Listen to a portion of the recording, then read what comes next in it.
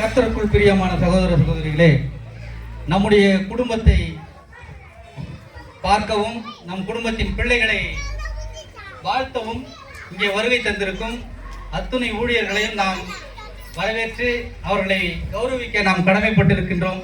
ஏனென்றால் ஊழியர்களை நாம் கனப்படுத்த வேண்டும். அந்த கனப்படுத்துகின்ற பொழுது அவர்கள் தருகின்ற ஆசீர்வாதம் நம்மேலும் நம் பிள்ளைகள் மேலும் நிலைத்திருக்கும் என்பதற்காக இப்பொழுது நம்முடைய இங்கே வருகை தந்திருக்கும் அனைத்து ஊழியர்களையும் வருக வருக என ஒவ்வொருவரையாக வரவேற்று நாம் கதராடையை பொன்னாடையாக அணிவிக்க நம்முடைய ஊழியர் மற்றும்